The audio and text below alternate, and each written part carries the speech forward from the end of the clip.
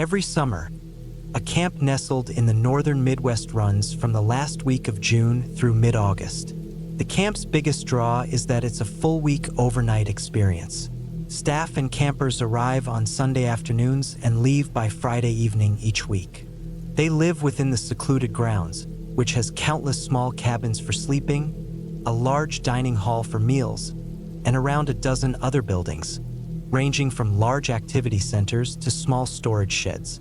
The property spans several sprawling acres, full of that cool, lush forest green of a Midwest summer. The land has everything from wide-open fields and forest trails to a pond teeming with fish, plus a long ravine rich with shale and wildlife. Set far back from any main road, campers take a winding dirt path to reach the camp, and the whole place feels like a world of its own. Campers aren't allowed electronics, though the staff can use them only during their nightly break. There are no computers, no cars, and minimal outside contact, other than what's required for the camp director's duties. Staff carry walkie-talkies to stay in touch across the camp's vast grounds. I spent 10 summers as a camper and 4 more as a counselor, so I've got deep ties to the place. Those of us who've worked there know its long and complex history with eerie happenings. Over my years there, I accumulated enough strange stories to fill a book, and some experiences still send shivers down my spine even now. The incidents I'm sharing here mostly happened between 2015 and 2019, while I was between the ages of 17 and 21, training and working as a counselor. Most activity would occur at night, especially during staff training or after campers were asleep. Oddly, the campers rarely experienced the strange events that haunted the staff. I couldn't explain why. My memories of my younger years there were carefree, but as a young adult, I had some terrifying encounters that often left me shaken. These events recurred each summer like clockwork. A typical night during training would end with us counselors lying under the stars outside the mess hall to wind down. We had a clear view of the constellations from the rec field stretching out to the hills beyond. On countless nights, we'd witness flickering lights moving in odd patterns, erratic flashes, or strange red lights far off in the sky. Definitely not stars or planets, as they'd appear in random spots only one night each week. Many of us, including those who understood the night sky well, were bewildered by these occurrences. Counselors often had vivid nightmares of shadowy figures lurking in their cabins or standing at the foot of their beds. I had these dreams every summer I worked there. I'd wake up in a cold sweat with the campers peacefully asleep nearby. Sounds of distant screams and murmurs floated across the pond. Heavy footsteps echoed outside, and items often vanished or reappeared in unusual spots. Doors secured with thick locks were somehow found open. Counselors often left the job as believers, even if they arrived as skeptics, and returning staff accepted the oddities, warning new hires of the mysteries embedded in the camp. My first encounter with the strange history of the camp was during training in 2015. I remember, even as a child, seeing a single flat gravestone on the slope leading to the camp's pool, right outside the girls' village. The stone was ancient, the name and dates faded, but the way it was carved made it clear it was a grave. No one seemed to know why it was there, only that it had existed forever. By the end of that summer, the gravestone had mysteriously vanished, and the staff were instructed not to speak of it if campers asked. Many of my co-counselors shared tales with me, especially the older staff. The first stories I heard happened during the training week in June of 2015. My friends and I were discussing ghost stories, and a seasoned counselor, Gizmo, told us of the camp's 2 famous spirits.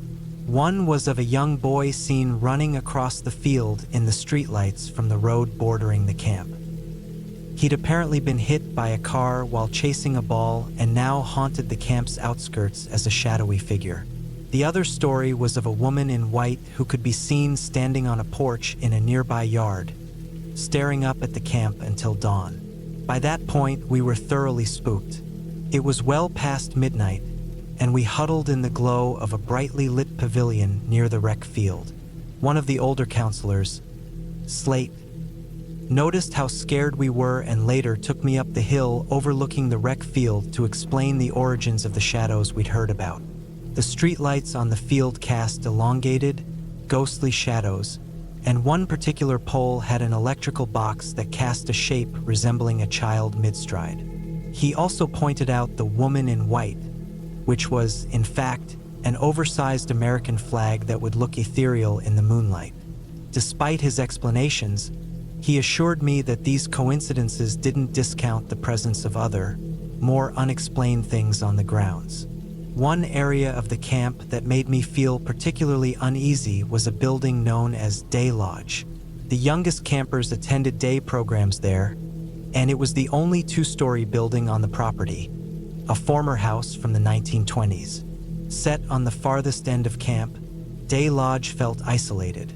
It was a bit run down but had a beautiful main hall with large windows. The upper floor was an attic-like room used for activities, and getting there required a short hike through the woods. I always felt a sense of dread when walking into Day Lodge and tried to avoid going there alone.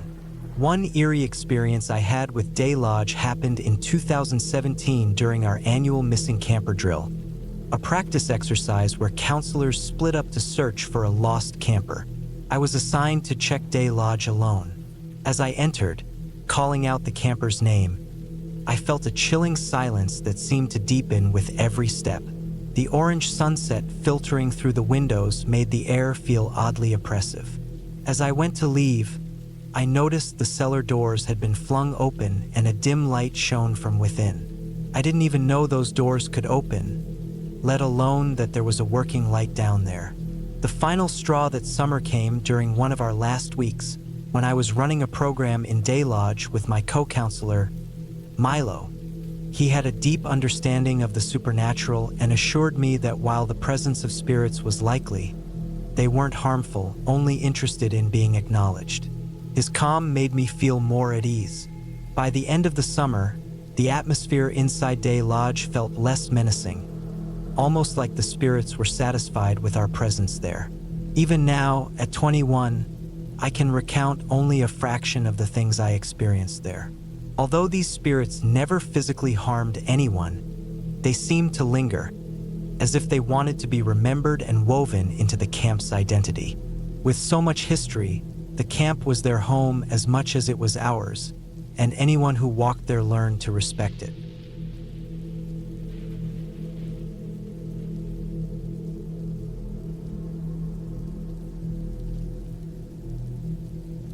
I'm not entirely sure who suggested it first, but by sunset we had picked a location and a date.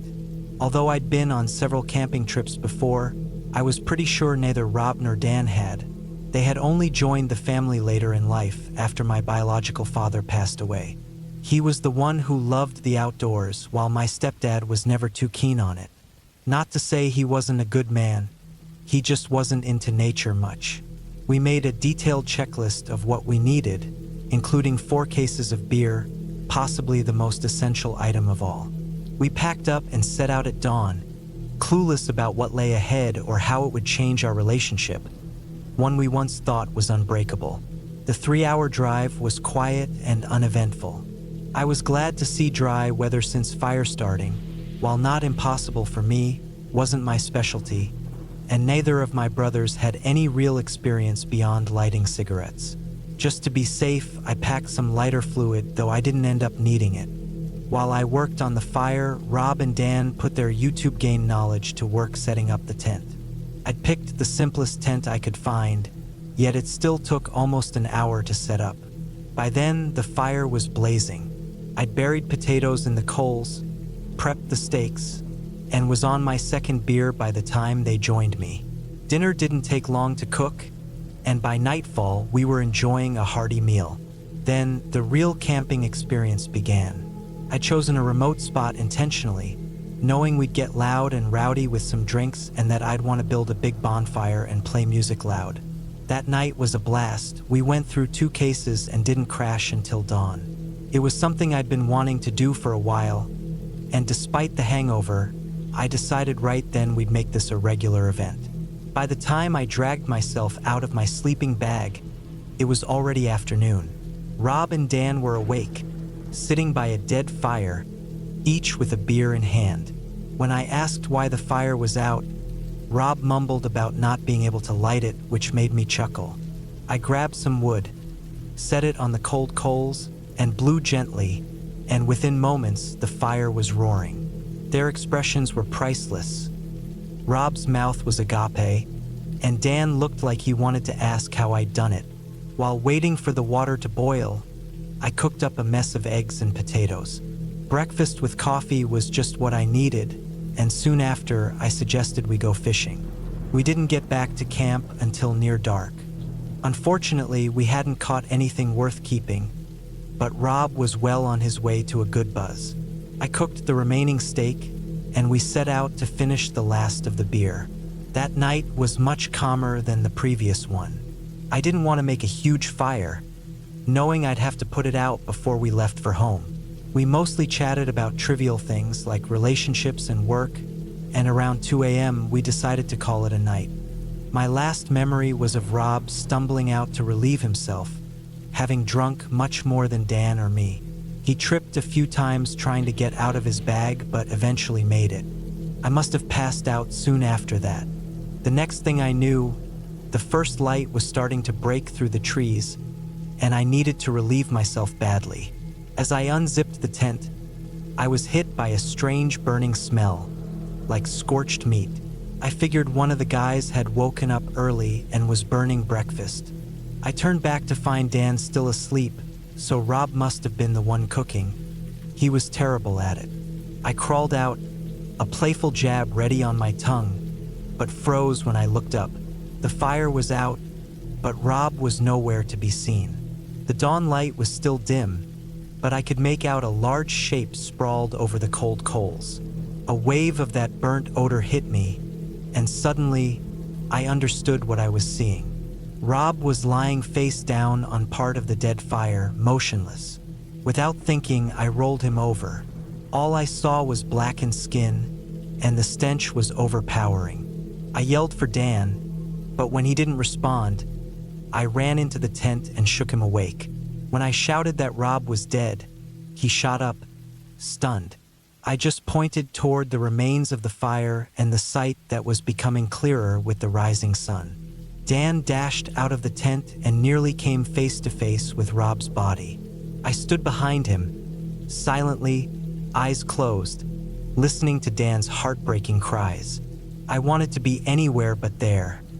The horrible stench, the sight, and the sound of Dan's wailing were unbearable. The cold breeze reminded me I'd wet myself, but it didn't matter. The horror only grew clearer every second. This was not how I wanted to remember Rob. Eventually, I crawled back into the tent, breaking down in tears. I don't know how long I cried before I called 911 to report what happened. They arrived about an hour and a half later. After the coroner took Rob's body, I worked up the nerve to come out. Dan was talking to an officer, but the lingering smell made me gag, so I retreated back to the tent. Another officer joined me inside, and we talked about the night before. After he left, I started packing up, and Dan joined me. We worked in silence, desperate to leave the horrific scene behind.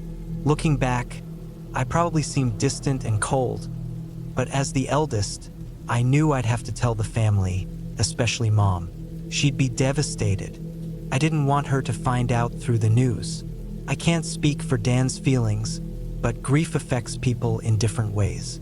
Mom had dreamed of a big family, and when Dad passed, she thought that dream was over.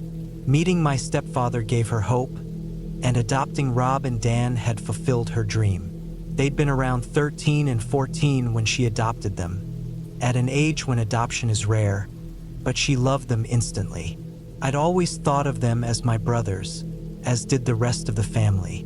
In the days following Rob's death, I noticed a change in Dan. He started watching me with a look I couldn't quite read, and I sensed he had suspicions. As more questions were raised, questions that the coroner couldn't entirely answer, I knew Dan's mind was racing. I'd assumed Rob tripped or passed out near the fire, given how drunk he was. But when the medical report came back, things looked different.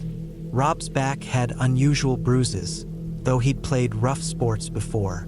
His skull was fractured, something the doctor explained could happen in a fire, though it didn't ease Dan's growing doubts. As time passed, Dan grew more convinced that I was involved somehow. I'd seen Rob and Dan have tense arguments before, stopping whenever I walked into the room. Though I had my suspicions about their relationship, now was not the time to let our family fall apart. Mom needed us, and if she found out we were at odds, it would break her heart, or worse. I'm committed to bringing us back together. For Mom's sake and for Rob's memory, I owe him that much.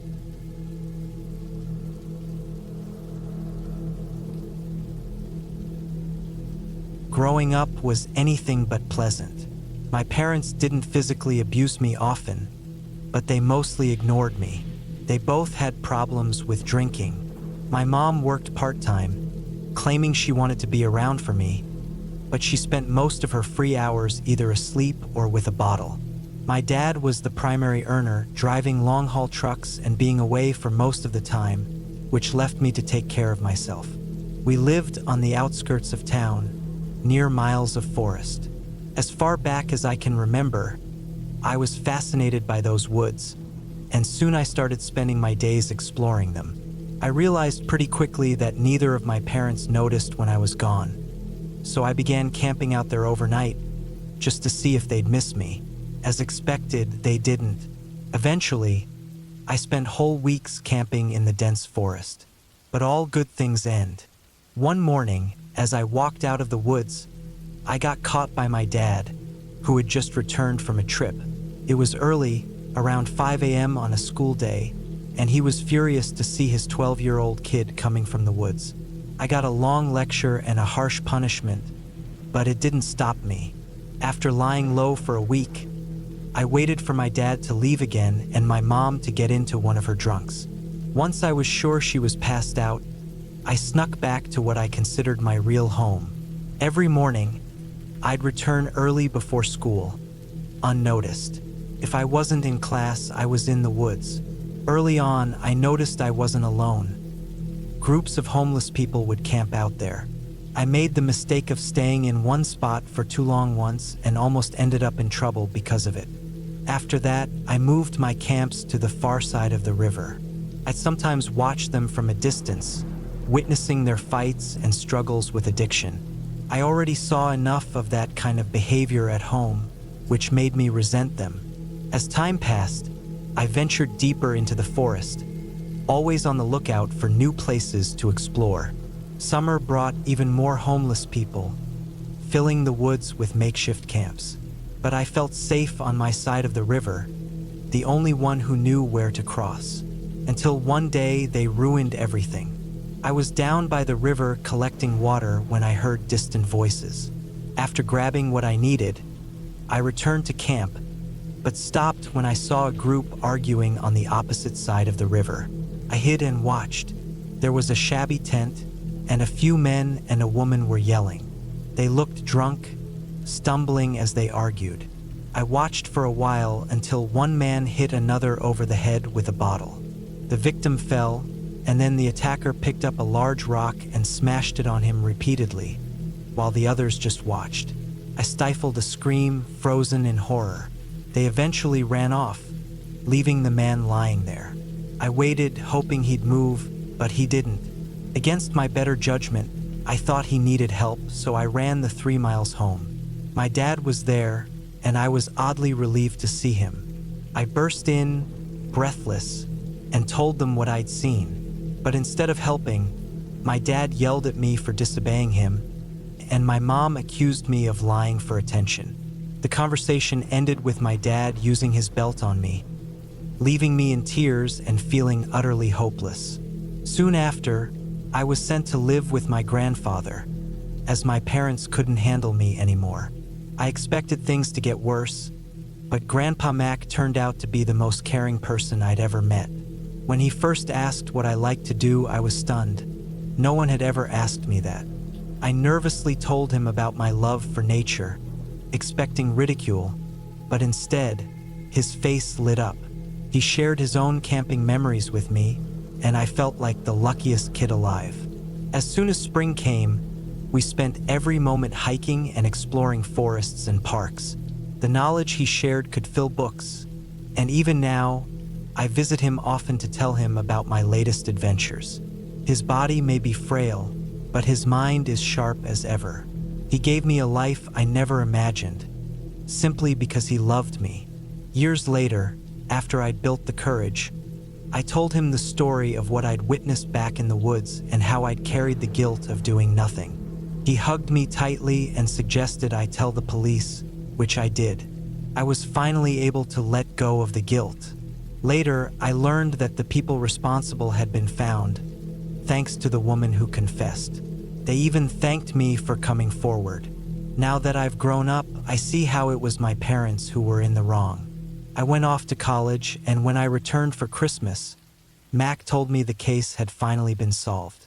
Since then, I've been able to put that dark part of my life behind me. My love for nature has even become my career, allowing me to explore and protect wild places all over. Without Grandpa Mac's love, patience, and guidance, none of it would have been possible.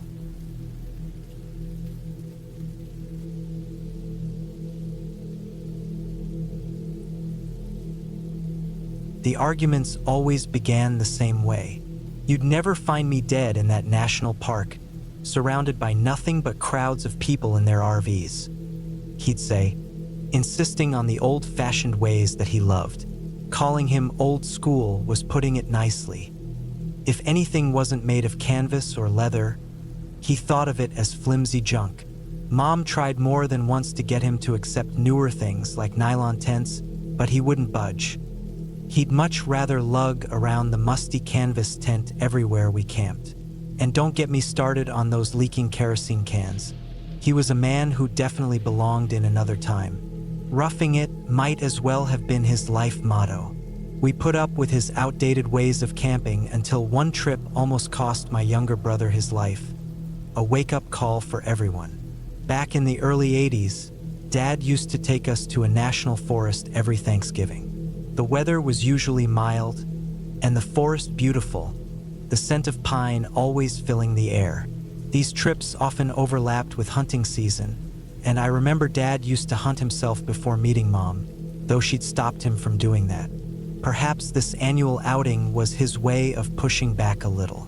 Regardless, gunshots weren't an uncommon sound near our camp, and with the easygoing parenting style of that era, no one thought much about the risk of two young boys exploring the woods by themselves during hunting season. It was normal for my brother Mike and me to leave camp at sunrise, playing until lunchtime and then heading back out until supper. We'd been doing it for years, so nobody thought twice. On one particular Thanksgiving, we spent the entire day crawling through the brush, playing war games like the heroes in the Rambo movies we loved. Mike had recently turned 9, and his gift was a set of walkie-talkies. They weren't great quality, but we were thrilled with them. After lunch, we returned to the woods. I can't recall exactly what I was doing, but I knew Mike was nearby, sneaking up on me. Suddenly, there was a loud bang and a whistling sound near my head. I dropped flat on the ground, unsure of what was happening, and waited, listening. Only seconds later, I heard a faint moaning. Mike wasn't beside me, so I tried calling him on the walkie-talkie, but there was no answer. Then I heard my name faintly. I called out again, unsure if he was playing a prank or if something was wrong, but heard nothing except the rustling of leaves. The sound was faint, but I followed it, moving carefully in the direction it came from. Then I heard another moan close by. After crawling through some brush, I finally spotted the toe of a Nike sneaker. It had to be Mike's. My heart dropped as I ran over. There was Mike, lying under a bush, his face frozen in fear, with blood pooling under his arm. I wanted to be brave for him, so I scooped him up, though he was too heavy for me. I made it about 100 yards before having to stop, and he told me in a weak voice to go get help. Holding back tears, I ran back to camp as fast as I could.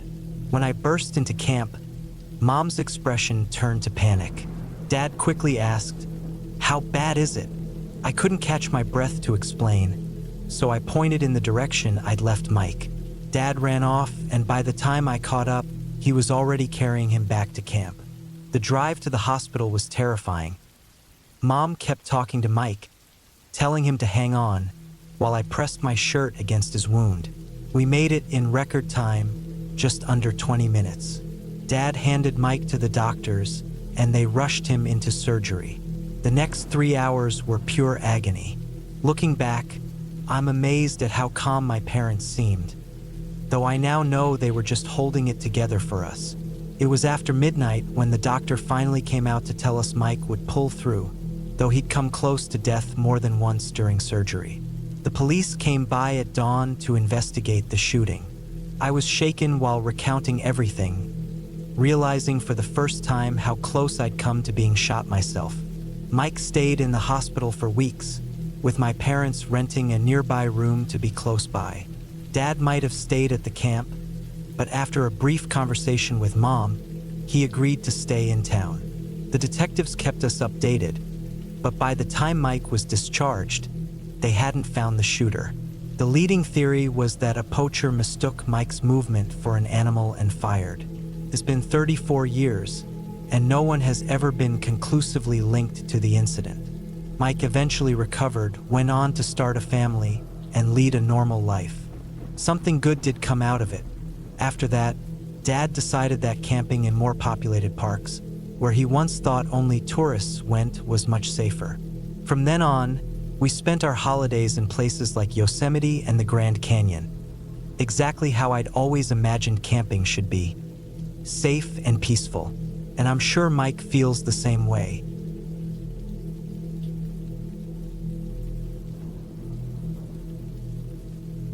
Years ago, I was camping in a small area of land in Western Virginia where my mom's side of the family owned a few little cabins. It was way out in the wilderness on private property where almost everyone on the mountain was somehow related to us. We spent our summers around the campfire telling spooky tales and playing with my cousins. To give you an idea of the layout, imagine a large capital T for a road. About 150 feet north of the T was a river. Going left on the T took you past several family homes and thick woods that bordered the road. Heading right brought you to my mom's tiny cabin where we stayed. I often wandered off on my own since I liked exploring by myself. This time, though, my aunt, who was 14 years older than me, asked if she could come along. She was tall, nearly 6 feet, with blue hair at the time and covered in tattoos. Definitely not the kind of person who scared easily. She admitted she wanted to tag along so she could smoke a joint away from my grandmother's disapproving eyes. I was a pretty straight-laced kid, and although she offered me a hit, I declined. At the end of the road, there was a rough dirt path into the woods, with the river still about 150 feet above us on a slight incline. As we walked, I was watching the fish and crayfish move in the water while my aunt lagged behind, getting high. I was lost in my thoughts when a sudden clicking sound snapped me back to reality. I looked up, startled, and saw a man I didn't recognize standing on the other side of the river, about 15 feet away. He seemed to have just emerged from the woods. Though it was summer, he wore a black jacket and worn-out jeans, and he held an old, cheap film camera. He wound it with a click to take another photo. I was shocked. I'd never seen anyone out here except my own family in all the years we'd been coming. He gave me a strange smile and then lifted the camera to snap another photo of me. He looked to be in his 40s, tall and thin, with an unkempt appearance. I took a step back, and he stepped forward, winding the camera again and aiming it at me.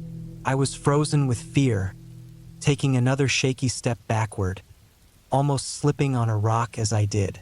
Just then, my aunt emerged from the trees, mid-sentence, talking about how much she missed being out there. She stopped when she saw him, her face dropping. The man wasn't looking at her, though. His eyes stayed fixed on me as he clicked the camera again. Then he did something chilling.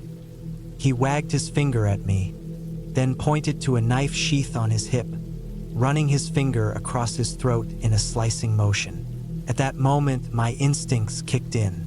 I spun around and grabbed my aunt, running back through the trees as fast as I could, though I thought I heard one last click behind us. I ran blindly, feeling like my legs were made of jelly, hearing splashes behind me as he seemed to follow. The river was deep in some parts, but in others, a grown man could wade across. We finally came to a staircase in the woods, where my aunt yanked me down to hide, both of us gasping for air. We could hear branches snapping as someone barreled through the forest. Terrified, we knew the trail back to the family property was rough and winding. We had to weave through rocky dips and try to keep our footing on loose stones, all while avoiding snakes in the area. I was sobbing, feeling like I couldn't go on, but my aunt urged me forward. She finally took my arm, and we stumbled our way back to the T-road. Just then, I tripped over a branch, hitting my head on a tree and biting my lip. Dizzy, I tried to stand as my aunt rushed back to help me. Still terrified, we stumbled forward together until we finally broke through the woods. We made it to my grandmother's cabin. Bursting in, both of us scratched up and visibly shaken. My grandma immediately called my grandfather, who grabbed his rifle and rallied the other men to search for the man we'd seen. Since there was no cell signal up there, calling the police wasn't an option, and even if they could have come, it would take them over an hour to get up the winding mountain road. My mom arrived after hearing what happened. She didn't believe the story at first, thinking we'd just seen a random trespasser and overreacted. But my aunt got angry, defending me, and swore we were telling the truth. Although the men searched, they found no sign of the stranger. Everyone locked their doors that night, something no one usually bothered to do there. Even now, I wonder if I ended up in some creepy stranger's collection of photos, or what might have happened if I'd been alone like usual.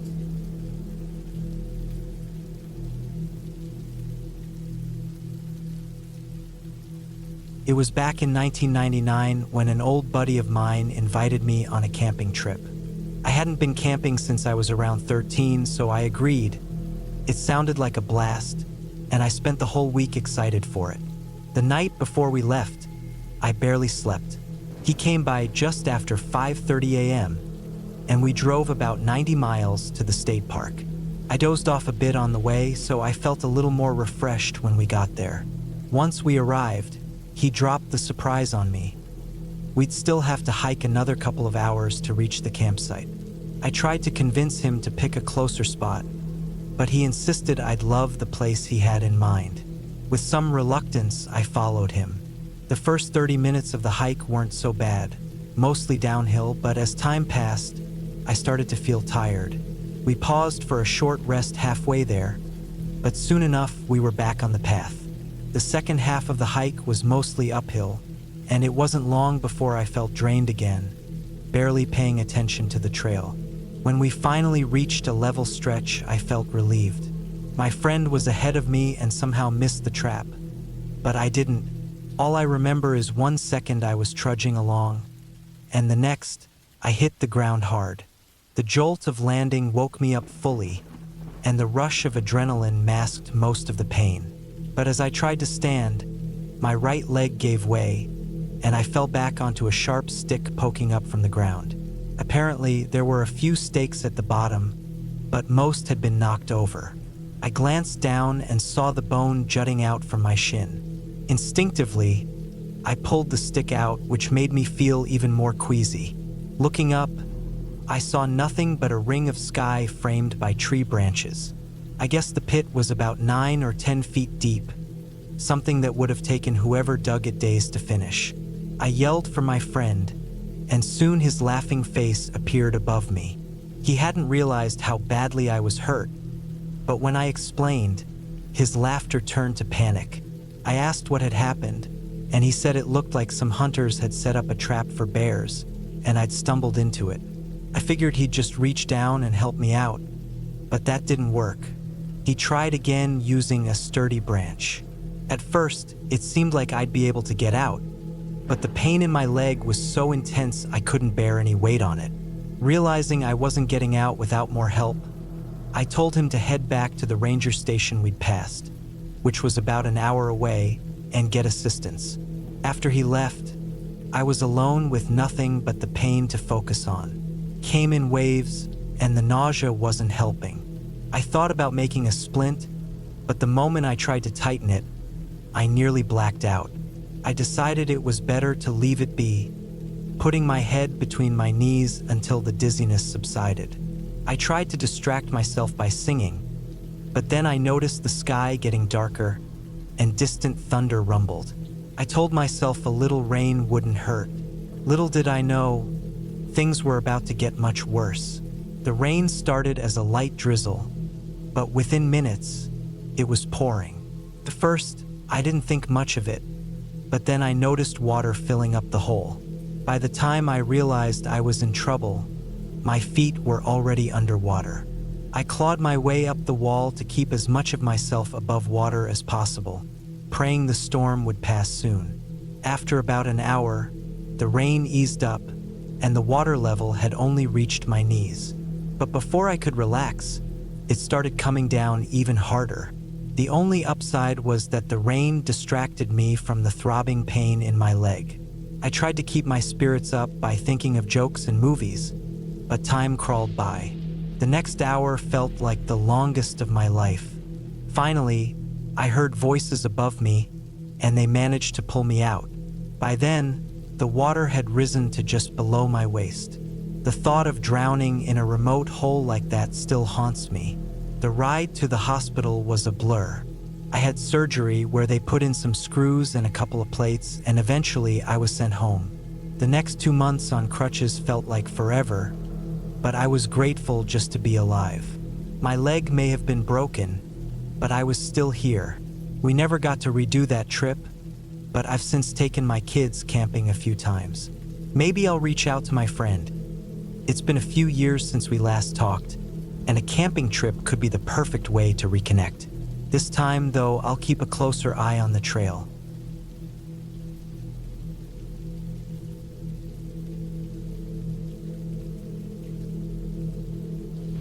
I'm a 16-year-old who lives in Tucson, Arizona. This happened around 5 months ago on an overnight hike in the Catalina Mountains, about an hour and a half north of Tucson. I'm not going to reveal the exact trail since I've learned from experience that publicizing secluded trails, abandoned cabins, or ghost stories online often attracts people who leave behind litter and play loud music. This particular route was a 9-mile loop through a narrow canyon. I planned it as a simple overnight trip and had intended to go with a friend, but he canceled last minute. So, with my gear ready, I decided to head out on my own. Delays leaving the house and difficulties on some rough dirt roads meant I didn't reach the trailhead until about 6:30 p.m. That's a late start for a 4-mile trek to my planned campsite, and it was quickly getting dark. I figured if I moved fast, I could cover 2 or 3 miles before setting up camp.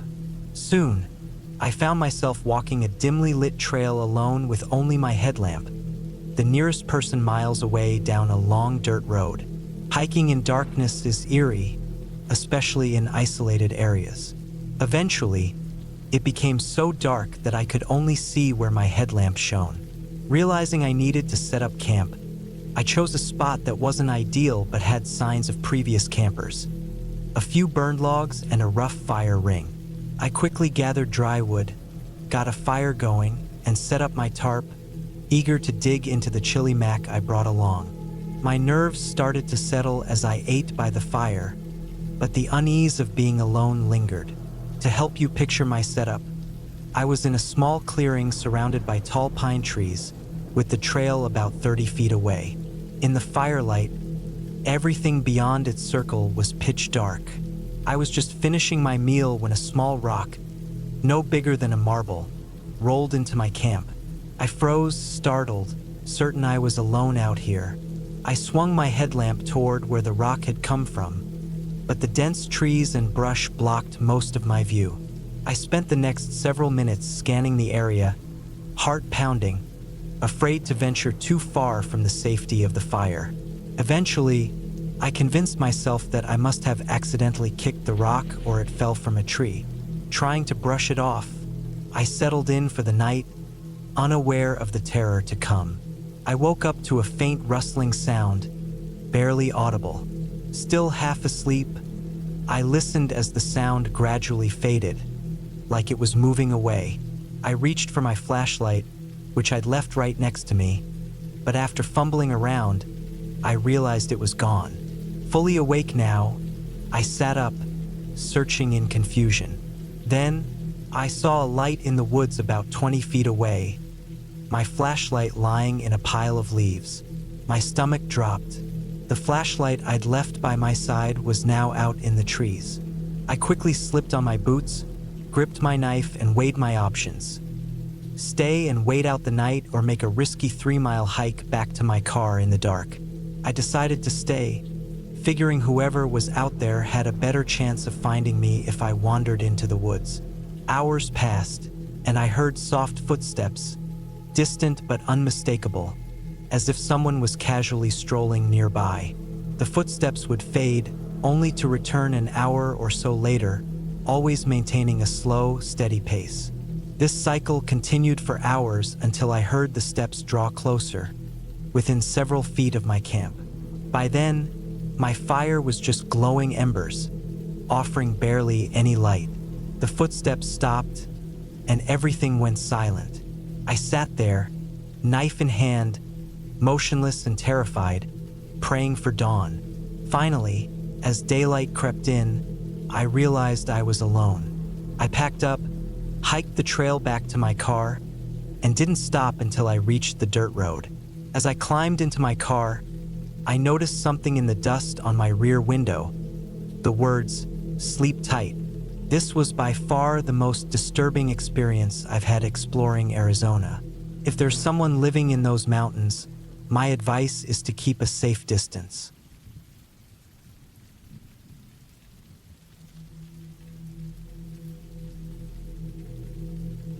The story of my first and last camping experience happened when I was 15. In my family, my mom, brother, and sister decided to go camping with our aunt, uncle, and 2 cousins for the weekend. It was my family's first true camping trip, though my aunt, uncle, and cousins had camped countless times before. Our first afternoon and evening actually went quite well. I was surprised by how much I enjoyed myself. But later that night, around 10 p.m., my cousins, sister, and I were settling into our tent, lying down to sleep, when we suddenly heard footsteps circling outside. A bit alarmed, we sat up, listening as someone traced around the tent, likely with a stick, brushing it along the sides as they walked. At one point, my sister reached out and felt a leg through the fabric. We knew it couldn't be our mom. Her breathing is very noticeable because of her unique breathing pattern, and it wasn't our younger brother, who was only 6 at the time. The footsteps were clearly those of an adult. One of my cousins suggested that it was probably her dad, who loved pulling pranks, especially at night. Curious, we peeked out of the small window in the tent, which faced the road by our campsite. There, we saw our aunt and uncle walking back from the restrooms. That's when my cousins, sister, and I started to realize whoever was outside our tent wasn't someone from our family. It was a complete stranger, and the only thing separating us from this person was a thin layer of fabric. As soon as our aunt and uncle got close to the campsite, we called them over and explained what happened. Everything fell silent after that, and we figured the person had run off as our aunt and uncle approached. My cousins and sister were understandably spooked by the experience, but I was so tired I barely processed how frightening it truly was. The rest of the trip went relatively well, and I tried to enjoy it as best I could. The worst part, though, was that nobody really believed us. Our aunt, uncle, and mom teased us, saying we were just paranoid. They knew we loved creepy stories and mysteries, so they thought we were letting our imaginations run wild. Still, it bothers me to this day, as I never found out who was outside our tent or what they wanted. I often wonder what would have happened if our aunt and uncle hadn't come back when they did. It's not like we could have defended ourselves, we were just 4 young teens. Since then, I've been completely turned off by the idea of camping and don't plan on going again.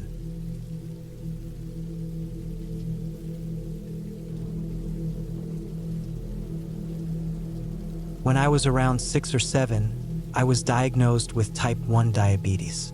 During that period, I used to go to a day camp specifically for children with diabetes. My mom would drop me off in the morning and pick me up a few hours later. I remember doing all kinds of activities there, like fishing and playing different games, but one memory stands out the most: going swimming. There was an older teenage counselor there. Let's call him Jake.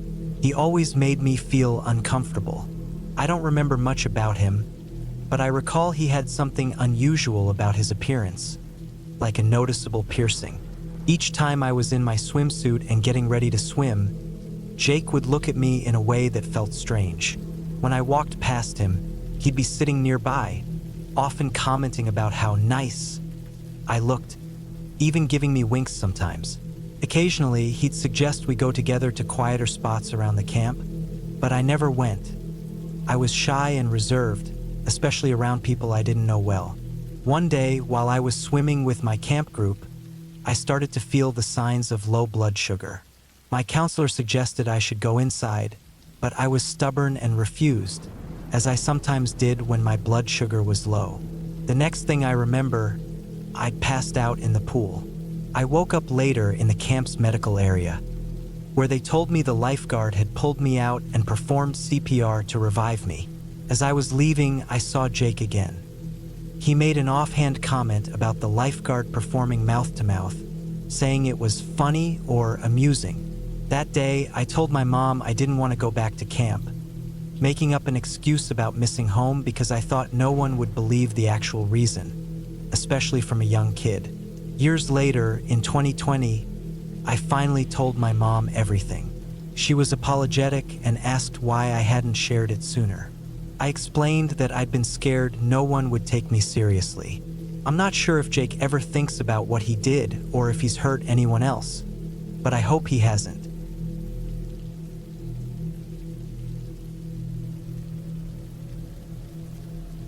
When I was about 5 or 6 years old, I was diagnosed with type 1 diabetes. During that time, I used to attend a day camp specifically for kids with diabetes. My mom would drop me off in the morning, and she'd pick me up around midday. I remember participating in all sorts of activities like fishing and playing games, but one memory stands out the most: swimming. There was an older teenage counselor, let's call him Alex, who always made me uncomfortable. I don't remember much about him, but I do recall that he had a piercing or something unusual about his appearance. Every time I was in my swimsuit and getting ready for the pool, Alex would look at me in a way that made me feel uneasy. When I'd walk past, he'd be sitting nearby and would often make remarks about how good I looked, sometimes winking at me. Occasionally, he'd try to get me to go with him to more secluded areas of the camp, but I never went along. I was a shy, quiet kid who only felt comfortable around people I knew. One day, while swimming with my camp group, I started to feel the symptoms of low blood sugar. My counselor told me it was time to go inside, but I was stubborn and said no, as I sometimes got when I was low. Before I knew it, I had passed out in the pool. I later woke up in the camp's medical area, where they told me the lifeguard had pulled me out and performed CPR. As I was leaving, I saw Alex again. He made an inappropriate comment about the lifeguard performing mouth-to-mouth, saying it was hot. That day, I told my mom that I didn't want to return to camp, making up an excuse about feeling homesick because I didn't think anyone would believe the real reason, especially coming from a kid. Years later, in 2019, I finally told my mom the full story. She apologized and asked why I hadn't told her sooner.